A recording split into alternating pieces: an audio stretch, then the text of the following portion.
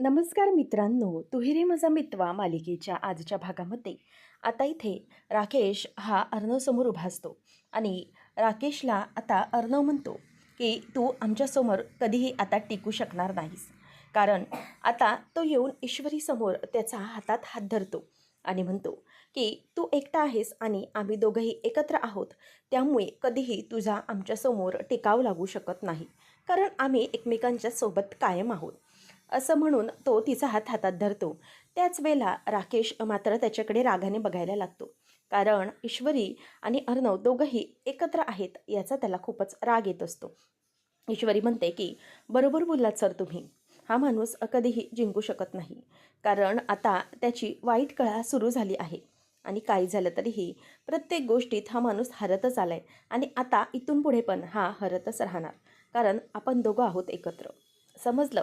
असं आता एकत्र दाखवून राकेशला ते पूर्ण पार धुळीस मिरवतात आणि राकेश तिथे तसाच उभा असतो आणि ईश्वरी अर्णव एकमेकांसोबत तिथून ऐटीत निघून जातात.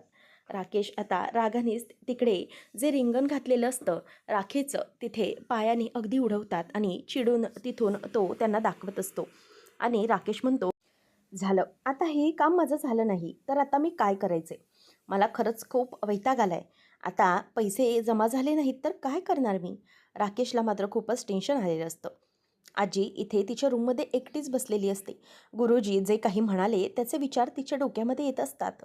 गुरुजी म्हणालेले असतात की हे बघा, ईश्वरीच्या रूपाने तुमच्या घरात जी मुलगी आली आहे ना, ती साक्षात लक्ष्मी देवीचं रूप आहे आणि तिच्यामुळे तुमच्या घरात सुख समृद्धी आणि संपत्ती नांदेल. त्यामुळे तुम्ही तिला कायम घरात असेच ठेवा. तिला कुठल्याही प्रकारचा त्रास होऊ देऊ नका. आता गुरुजींचं म्हणणं आठवल्यानंतर अगोदरच्या गुरुजींचं म्हणणं आठवतं. जे लग्न जुळवत असतात त्यांनी सांगितलेलं असतं की ईश्वरी जर तुमच्या घरात आली तर घर उद्ध्वस्त होईल. अर्णव आणि या मुलीची पत्रिका कधीच जमू शकत नाही, कारण त्या दोघंही टोटली वेगळे आहेत. कधीच यांचं कुठलाही मूर्ख ज्योतिष असला तरीही लग्न जुळवू देणार नाही. आता हे आठवतं. आजीच्या मनात अगदी क्लेश निर्माण झालेले असतात. काय करायचं? तेवढ्यात अंजली येते. अंजली म्हणते, आजी अगं कसला विचार करतेस? तेव्हा आजी म्हणते की अंजली अगं हाच विचार करते मी, म्हणजे चिंटूबद्दल. अगं चिंटूच्याबद्दल मनात विचार येतोय माझ्या, नक्की काय करायचं? तेव्हा ती म्हणते की काय? त्यावर आजीला ती म्हणते की अगं तू विचार नको करू. बघितलं ना गुरुजी काय म्हणाले? गुरुजींनी हेच सांगितलं ना आपल्याला की ईश्वरी किती चिंटूसाठी योग्य आहे आणि या घरासाठी योग्य आहे. मग आपण तोच विचार केला पाहिजे. चिंटू आणि ईश्वरी यांच्या बाबतीत चांगलाच विचार केला पाहिजे. गुरुजी ह्यांनी चांगलं सांगितले आणि त्यांचं भाकीत कधी खोटं ठरत नाही. त्यावर आजी म्हणते की हो, तेच तर मी विचार करते की आपल्या या गुरुजींनी असं सांगितले आणि आपले जे गुरुजी पत्रिका जुळायला आले होते त्यांनी मात्र वेगळंच सांगितलं होतं ईश्वरीबद्दल. मला काहीच कळत नाही आहे. माझ्या डोक्यात ना विचार येत आहेत, नुसतं वादळ सुटलं विचारांचं. काय करावं काहीही सुचत नाही आहे. त्यावर आजी म्हणते की हो, हे तर शंका नाही आहे की गुरुजी जे काही बोलतात त्यांच्या मुखातून खुद्द देवच बोलतो. पण मी काय करू? त्यावर अंजली म्हणते की आता तू जास्त विचार करू नकोस. एवढाच विचार कर. काहीही झालं तरीही तुला जे काही मनापासून हवं तेच घडणार आहे. म्हणजे तू जे काही विचार करते ना ते कधीच काही चुकीचं ठरणार नाही. गुरुजींनी जे भाकीत केलं ते खरं ठरणार आहे. ईश्वरीच्या बाबतीत तू बघतेस ना सगळं काही व्यवस्थित घडत आलंय आणि आत्ताही ते व्यवस्थितच घडणार आहे. तू नको चिंता करू. बघतेस ना तू की ईश्वरी घरात आल्यापासून चिंटू किती आनंदात आहे, किती खुश आहे तो. त्यावर आता आजी म्हणते की हो गं, मी बघते इथे आल्यापासून अगदी बघते की अर्णव हा खूप खुश आहे ईश्वरी आल्यापासून. परंतु एकच गोष्ट मला समजत नाही की ह्या गोष्टींचं मी काय करू? तेव्हा आता आजीला ती म्हणते की तू आता नको विचार करू. इतकंच बघ की आपला चिंटू खुश आहे आणि ईश्वरी घरातलं सगळं अगदी मनापासून करते. त्यामुळे तुला अगदी चिंता करण्याची काहीच गरज नाही. त्यावर आता लगेचच इथे आजी ही शांत बसलेली असते आणि अंजली ही आजीला समजवते. मामी विचार करते की नाही, ईश्वरीचा उदो उदो करण्याच्या आधी या ओल्ड लेडीच्या मनात काहीतरी भडकवायला हवंच. म्हणून आता इथे तिच्या मनात विचार सुरू होतात. अर्णव रूममध्ये काहीतरी करत असतो. अर्णव आता हे करत असताना ईश्वरी विचार करते की आता तरी अर्णव सरांना समजलं असेल का? गुरुजीने जे काही भाकीत केलं की या घरातली मी श्रेष्ठ सून आहे, तर ह्या तरी गोष्टी यांनी आता समजून घेतल्या असतील का की माझं त्यांच्यावरती प्रेम असेल ते? असा विचार ती करत असते. तेवढ्यातच अर्णवचं काहीतरी इथे दुसरं सुरू असतं. ईश्वरी त्याच्याजवळ येते आणि म्हणते की अर्णव सर, काय करताय तुम्ही? तेव्हा मग तो काहीच बोलत नाही. तो म्हणतो की मिस इंदौर, हे बघ, हे काहीतरी करतोय. त्यावर ईश्वरी म्हणते की सर, आज जे काही ते गुरुजी म्हणाले त्याबद्दल तुम्ही काय विचार केला? तेव्हा मग गुरुजी म्हणाले, हे अगदी बरोबरच बोलले, असं अर्णव बोलतो. त्यावर आता तो म्हणतो की ईश्वरी, तू आहेसच ग्रेट सून या घरातली. सगळं कधी अगदी मनापासून पार पाडत असतेस तू. सगळंच अगदी मनापासून करत असते आणि त्यासाठीच मी तुला बोललो. त्यावेळेला मग आता ईश्वरी तोंड बाजूला करून घेते. ती म्हणते की इतकंच यांना कळतं, बाकी तर यांना काही समजतच नाही. म्हणजे गुरुजी हे असं का बोलले असणार, याच्यामागे काय कारण असणार, याचा दर यांना अजिबातच विचार नाही. आपलाच विचार करतायत हे. त्यावर मग अर्णव म्हणतो की मिस इंदौर, काय झालं? तेव्हा ईश्वरी म्हणते की नाही, काहीच नाही. त्यावेळेला ती पूर्णपणे विचारांमध्ये आता गुंतलेली असते. अर्णव तिथेच असतो. ईश्वरी आता हे सगळे विचार करत असते. तेव्हा अर्णव म्हणतो की मिस इंदौर, व्हॉट हॅपन, काय झालं तुला? त्यावर आता ती काहीच बोलत नाही आणि अर्णवला मनातून माहीत असतं की मिस इंदौर, आपली जोडी ही व्यवस्थितच आहे, त्यामुळे गुरुजी असं बोलणे असणार. त्यावर आता ईश्वरी म्हणते की अर्णव सर, त्याचं काय आहे ना, किती काय झालं तरीही तुम्ही आपल्या प्रत्येक गोष्टीत काही ना काहीतरी खोट काढतच असता. त्यावर अर्णव म्हणतो की मिस इंदौर, काय झालं?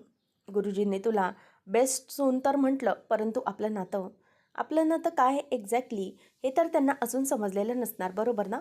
त्यामुळे त्याच्यावरती त्यांनी काही बोलले नाहीत. त्यावर ईश्वरी म्हणते की हो, तेच आहे ना. म्हणजे तुम्हाला तर प्रत्येक वेळेला तेच वाटत असतं की आपण एकमेकांना कसे एकत्र कम्पॅटेबल नाही आहोत म्हणून. समजलं? प्रत्येक वेळेला तुम्हाला तेच तर वाटत असतं. तुम्ही त्याच गोष्टींचा विचार करता की आपण दोघे एकमेकांपासून कसे वेगळे आहोत, आपल्या एकमेकांशी कसं पटत नाही, असं सगळं सगळं तुम्ही बोलत असता आणि विचार करत असता, बरोबर ना? परंतु ह्या सगळ्या गोष्टी कशा वर्क होतील याचा विचार तर तुम्ही कधी करता का? अजिबात नाही. कधी त्याचा तुम्ही विचार करतच नाही. असं आता ईश्वरी ही अर्णवकडे रागाने बघून बोलते. त्यावेळेला मग अर्णव बोलतो की मिस इंदौर, अगं आता काय आणखी बोलायचं काय आहे तुला? त्यावर अर्णव म्हणतो की मिस इंदौर, काय झालं? त्यावर ईश्वरी म्हणते की हो, जाऊ दे, मग मी हा गुंता सोडवतोय. बघ तुला गुंता सोडवायला जमतोय का? तेव्हा ईश्वरी आता त्याच्या हातातल्या त्या वायर्स घेते आणि तो गुंता सोडवण्याचा ती आता प्रयत्न करत असते. आणि मग म्हणतो की काय झालं मिस इंदौर? ईश्वरी म्हणते की काय आहे, मला तर काहीच समजत नाही आहे. घ्या, तुमचं तुम्ही हाच गुंता सोडवा. तुम्हाला ही तसंही हौस आहे ना फार, हे असे गुंते सोडवण्याची आणि मध्येच तुम्ही कसे वेगळी, मी कशी वेगळी हे दाखवून देण्याची. त्यावर अर्णव म्हणतो, मिस इंदौर, व्हॉट इज दिस? अगं मध्येच हे काय काढलंस तू सगळं? तेव्हा ती म्हणते की नाही, मी काहीच काढलेलं नाही आहे मध्ये. तुम्हाला फार हौस आहे ना या सगळ्या गोष्टी मध्ये मध्ये काढण्याची. जा, तुमचं तुम्हीच बघा. तुम्हाला हा गुंता कसा सोडवायचा ना, तो सोडवा, देख लो आप.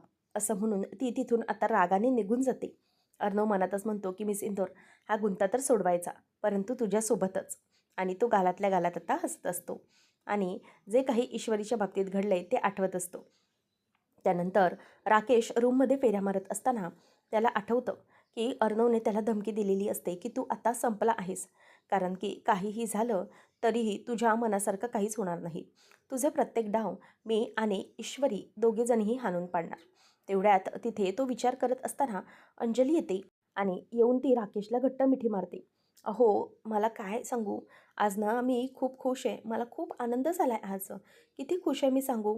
तेव्हा राकेश मनातच म्हणतो की घ्या, नवरा काळजीत आहे आणि ही मूर्ख बावळबाई खूप खुश आहे. तेव्हा तो म्हणतो की काय झालं राणी सरकार, इतका आनंदी व्हायला? तेव्हा अंजली म्हणते की अहो, आज फायनली ना आजीने ईश्वरीला स्वीकारलं असं म्हणायला हरकत नाही. कारण गुरुजींनी जे काही आजचं भाकीत केलं ना, त्यावरून आजीचं ईश्वरीबद्दलचं मत आहे ना जरा आता बदलू लागलं आहे. त्यामुळे ना मला खरंच खूप आनंद झाला आहे की आजी आता ईश्वरीला आपली सून मानायला लागणार. मग त्यावर तो म्हणतो की हो, ते तर ठीक आहे, पण ना मला एक वेगळीच गोष्ट खटकत आहे. त्यावर ते विचारते की काय हो, कोणती गोष्ट? मग तो म्हणतो की अंजली, मला असं वाटतंय ना की अर्णवचं आज दुपारी टेबलवरचा सूर ना काही वेगळाच होता. म्हणजे तो ज्या पद्धतीने मला विचारत होता ना त्या चोरीबद्दल, असं वाटत होतं की तो माझ्याकडे ना काहीतरी निशाणा करत होता. म्हणजे असं काहीतरी वेगळं. म्हणजे माझ्याकडचा स्वर त्याचा वेगळाच होता थोडाफार काही. त्यावर आता लगेचच अंजली म्हणते की अहो, असं का बोलताय तुम्ही? म्हणजे त्याने जस्ट तुम्हाला विचारलं आणि तो बोलताना म्हणाला ना की तुम्ही क्रिमिनल लॉयर आहात, त्यामुळे त्यांनी तुम्हाला विचारलं असेल, तर त्यात इतकं टेन्शन घेण्यासारखं काहीच नाही आहे. प्लीज तुम्ही कोणताही वेगळा विचार करू नका. खरंच चिंटू तुमच्याबद्दल फार आदराने वागतो, त्यामुळे तुम्ही नका विचार करू त्या बाबतीत. त्यावर तो म्हणतो की हो गं, खरंच तसंही मी म्हणजेच या जावयाच्या बाबतीत तर लकी आहेच, परंतु मेहुण्याच्या बाबतीतही खूप लकी आहे मी. चिंटू खरंच माझी खूप काळजी घेतो. आजपर्यंत त्यांनी मला खूप सांभाळलेलं आहे आणि आताही सांभाळतोय, त्यामुळे त्याच्यावर संशय घेण्यासारखं असं काहीच नाही. तू बरोबर बोलतेस, मला प्रत्येक गोष्टीत आजवर त्याने मदतच केली आहे. नको काळजी करूस, पण माझं मन मला जरा वेगळं सांगत होतं. त्यावर आता अंजली म्हणते की हो, तुम्ही नका चिंटूबद्दल असा विचार करू. त्यावर राकेश म्हणतो की घाबरू नकोस चिंटू, हळूहळू असंच तुझ्या आणि तुझ्या बहिणीच्या वनात मी विष पेरत राहणार आहे. कारण किती काही झालं तरीही तुझी ती बावळट बहीण ही कधीही माझ्या वाट्याला येणार आहे माहिती आहे मला. पण तुमच्या दोघांमध्ये गैरसमज निर्माण करणं हे माझं काम. तर इथे आता ईश्वरी विचार करत असते की काय करू मी आता? म्हणजे सगळं काही व्यवस्थित तर झालं आहे. गुरुजी जे काही म्हणालेत ते तर आजीने ऐकलं असेल. आजी मला सून मानायला लागेल. एक काम करते, आजीसाठी छानपैकी असा हा गरम गरम चहा देते. मग कसं त्यांना ना जरा बरं वाटेल आणि मग त्यांच्या मनात काय आहे तेही मला नेमकं समजेल. त्यांनी खरंच गुरुजींचं म्हणणं ऐकलं असेल तर खूपच बरं होईल. तेवढ्यातच आता अनिताताई ही काही काम करत असते आणि तिथे लगेचच वल्लरी येते आणि म्हणते की "काय गं, काय बनवतेस तू?" तेव्हा मग ती म्हणते की "आजींसाठी चहा बनवते, तुम्हाला हवा आहे का मामी?" तेव्हा ती म्हणते की "नाही, मला चहा वगैरे नको, मी त्याच्यासाठी काही आलेली नाही. मी तुला निरोप द्यायला आले की अंजलीने तुला जरा बोलवले आहे, त्यासाठीच, बस बाकी काही नाही." मग आता तिथून निघून जाते आणि त्याचबरोबर चहा बारीक केलेला असतो. चहाचा गॅस अनिताला ती म्हणते की "अनिताताई जरा बघा हां." आणि ईश्वरी तिथून निघून जाते आणि त्याचबरोबर अनिता चहा बघत असताना तिथे वल्लरी येते आणि म्हणते की "अनिता, जरा माझ्या कपाटमध्ये म्हणजेच जवळ बेडरूमजवळ कपडे आहेत. ते जरा मशीनमध्ये धुवायला टाकायचे आहेत. घेऊन जा." तेव्हा अनिता तिकडून निघून जाते आणि ईश्वरी ही तिथे नसते. त्यामुळे वल्लरी मुद्दामच किचनजवळ येते आणि किचनजवळ आल्यानंतर तिथे ती समोर बघते आणि म्हणते की "वा, ओल्ड लेडीसाठी चहा बनवत आहेस वाटतं. ओल्ड लेडीसाठी चहा बनवणे सुरू आहे ना, तर मी एकच काम करते. आता या चहामध्ये मी सुंठ पावडर टाकणार आहे आणि सुंठ पावडर टाकल्यामुळे ओल्ड लेडीला त्याची ॲलर्जी होणार आणि मग तिला त्रास व्हायला सुरुवात होणार आणि याचा त्रास होणार कोणाला? तो म्हणजे या ईश्वरीला. ही बळजबरीची सूनबाई आज कशी या घरात तग धरते ना, तेच मी बघणार आहे. म्हणजे कितीही काही झालं ना, तरी या बळजबरीच्या सूनबाईला कधीही ओल्ड लेडीने स्वीकारायला नाही पाहिजे. हेच मला हवं आहे. आणि म्हणूनच आता ईश्वरी त्या चहामध्ये अगदी सुंठ पावडर घालून ठेवते, ज्यामुळे आजीला त्रास होत असेल. आता आजी ही बाहेर येते. वल्लरी म्हणते की "आई, तुम्ही इथे बाहेर का आलात? तुम्हाला बरे नाही तर?" ईश्वरी "का गं, बाहेर का घेऊन आली?" तेव्हा आता आजी म्हणते की "अगं, मीच म्हणाले जरा बाहेर येऊन बसते, म्हणजे ना मला जरा बरं वाटेल." तेव्हा ईश्वरी म्हणते की "आजी, तुमच्यासाठी हा गरम गरम चहा प्या ना, म्हणजे तुम्हाला बरं वाटेल." त्यावर आता लगेचच वल्लरी खुश होते आणि म्हणते की "आई, बाकी तुमची तब्येत आता ठीक आहे ना?" त्यावर आजी म्हणते की "हो, आता तशी बरी आहे." त्यावर आता वल्लरी विचार करते की "घ्या, हा चहा घ्या, म्हणजे तुम्हाला कळेल की नक्की काय होतंय ते आणि तुम्ही स्वतः पुन्हा या ईश्वरीला लांब ढकलाल." त्यावर आता अंजली आलेली असते आणि अंजली बाजूला बसते. तेव्हा ईश्वरी विचारते की "ताई, आज नाश्त्यासाठी काय बनवायचं?" त्यावर अंजली म्हणते की "काहीतरी गोडाचं बनव ना." मग ईश्वरी म्हणते की "चालेल, मग गोडाचं काय बनवायचं? शिरा चालेल?" त्यावर ईश्वरीला ती म्हणते की "हो, चालेल शिरा. म्हणजे मला कसं ना अगदी गोड खावंसं वाटतंय." आजी चहा पीत असते. मामी वाट बघत असते की कधी एकदा ही म्हातारी चहा पिते आणि कधी तिला त्रास सुरू होतोय. त्यावर आता ईश्वरी म्हणते की "मग मी काय म्हणते, घोड्याच्या शिऱ्यापेक्षा मूग दाल का हलवा अगदी मस्त तुपात भिजवलेला चालेल?" त्यावर अंजली म्हणते की "हो हो, एकदम बढिया चालेल." आता आजीला मात्र त्रास व्हायला सुरुवात होते. तिला असा औंढा गिळायलाही त्रास होऊ लागतो आणि दम लागतो. "मला त्रास होतोय," असं ती बोलत असते. त्यावेळेला सगळ्यांना आता वल्लरी ओरडते की "आकाश, अर्णव, अहो इकडे या, सगळ्यांनी या." तेव्हा मग सगळे आता यायला लागतात की "आजीला काय झालं?" ईश्वरी पटकन जाते आणि पाणी आणायला लागते की अचानक आजीला हा कसला त्रास सुरू झाला आहे. ईश्वरी म्हणते की "आजी, हा कसला कसला त्रास होतोय तुम्हाला?" हे घ्या पाणी घ्या. ईश्वरीला आता बघतच अंजली पण घाबरते आणि आजी तुला कसला त्रास होतोय, प्लीज स्वतःला सांभाळ.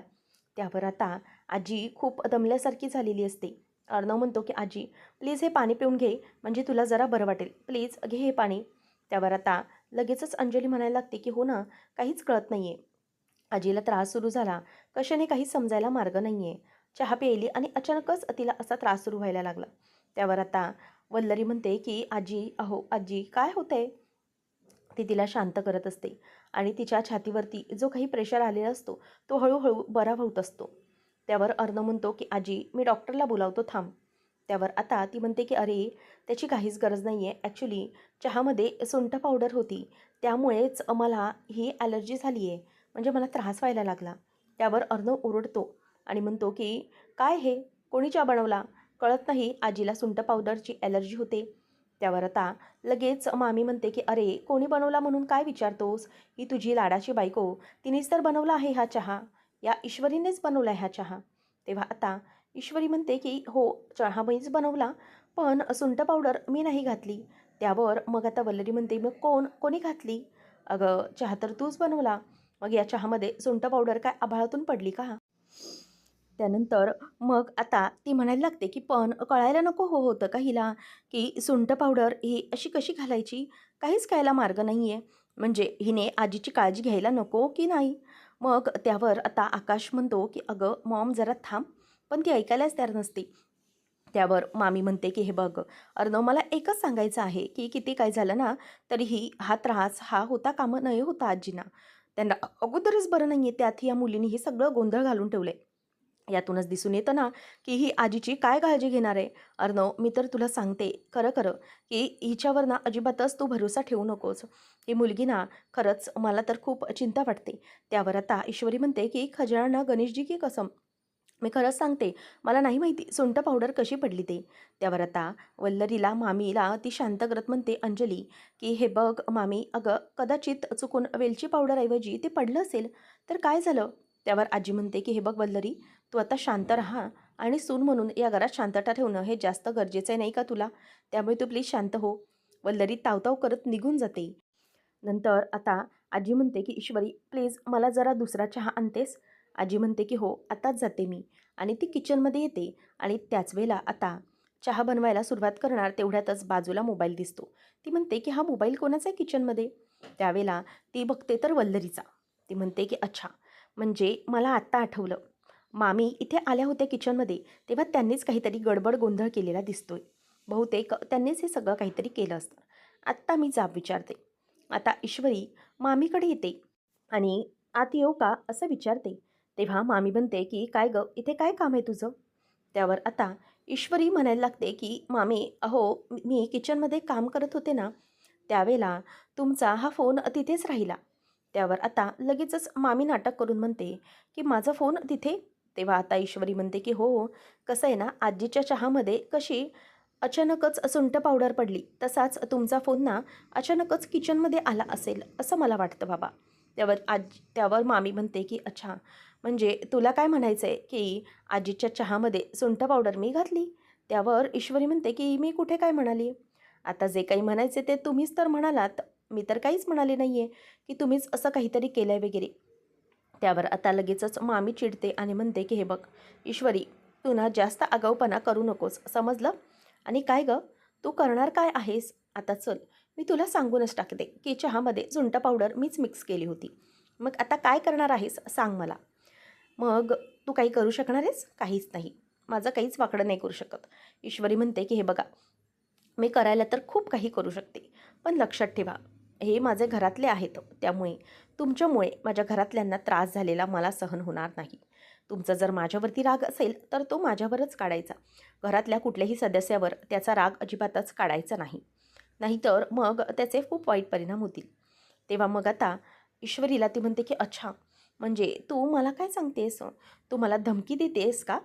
त्यावर ईश्वरी म्हणते की "हे बघा, मी तुम्हाला धमकी वगैरे अजिबात देत नाही आहे. मी फक्त तुम्हाला सांगते की तुम्ही असं काही करू नका, जेणेकरून माझ्या घरच्यांना याचा काही त्रास होईल. आणि एक गोष्ट कायम लक्षात ठेवायची की हम इंदौर से है आणि मी पण इंदौरवरून आहे. त्यामुळे हम धमकी नाही देते, हम सबक सिखाते, समजलं? आणि मी असं सबक शिकवेन की ते आयुष्यभर लक्षात राहील. त्यामुळे इथून पुढे विचार करून मागायचं. आता हे सगळं जे काही आहे ना, ते मी अर्णव सरांना किंवा बाकीच्यांनाही सांगू शकते. परंतु मी हे सांगणार नाही. कारण की तुमचा हा वाईट जो चेहरा आहे ना, तो लवकरात लवकर सगळ्यांसमोर मी आणीनच. पण जर तुम्ही पुन्हा पुन्हा वागत राहिलात तर. त्यामुळे आता लक्षात ठेवा. इथून पुढे हे काहीही करण्याच्या ऐवजी लक्षात ठेवायचं आणि विचार करायचा. मामी म्हणते की ही आता जरा मला जास्तच चॅलेंज द्यायला लागली आहे. आता माझ्याकडे जर डिजिटल असतं ना, तर सगळे हिचे फोटोज दाखवले असते. हिच्या घरच्यांनी हिला घराबाहेरच काढली असती. पण ते फोटोज आता नाही, असा मामी विचार करत असते. तर पुढच्या भागामध्ये आता अर्णव फोनवर बोलत असतो. अगदी गुलूगुलू ईश्वरी येते आणि म्हणते की कोणाशी बोलत असतील हे फोनवर, आणि तेही इतक्या गोडीने एखाद्या मुलीचा फोन वाटतोय. ईश्वरी अगदी कान टवकारून ऐकत असते तो काय बोलतोय. ईश्वरी आता येऊन ताईला विचारते की काय हो ताई, म्हणजे तुम्ही अर्णव सरांकडे एखाद्या किरणबद्दल वगैरे ऐकलं आहे का? त्यावर आता अंजली म्हणते की हो, किरण किरण म्हणजे चिंटूची मैत्रीण आहे, अगदी बेस्ट फ्रेंड आहे ती. आता असं म्हटल्यानंतर तिला खूपच जेलस होत असतं. आणि त्यावेळेला अर्णव आणि किरण हे दोघंजणही एकमेकांसोबतच असतात आणि किरण ही अर्णवला मिठी मारते. त्याच वेळेला मग आता इथे ईश्वरी मात्र खूपच रागात असते. ईश्वरी सारखी सारखी अर्णवला कॉल ट्राय करत असते आणि शेवटी आकाशला म्हणते की आकाश भाऊजी, अर्णव सर आहेत का ऑफिसमध्ये, त्यांचा फोन ना लागत नाही आहे. त्यावर समोरून तो म्हणतो की तो तर ऑफिसमध्ये आलाच नाही आज. ईश्वरी म्हणते की काय, म्हणजे अर्णव सर माझ्याशी खोटं बोलले, कुठे गेलेत मग ते? ती खूप घाबरते. त्यावर आता राकेश इथे जुगार खेळत असतो, दारू पित असतो. त्याच वेळेला त्याच्या फोनवरती एक मेसेज येत असतो. त्याचा डाव आता तो हरलेला असतो. तेव्हा समोरूनच आता तो मेसेज बघत असतो. त्यावेळेला तो फोटो बघतो आणि म्हणतो की हे काय, हा दाद्या माझ्या घरी पण पोचला. आता तो घाबरतो. नेमकं काय होणार पाहणं रंजक ठरेल. अशाच अपडेटसाठी चॅनलला नक्की सबस्क्राईब करा.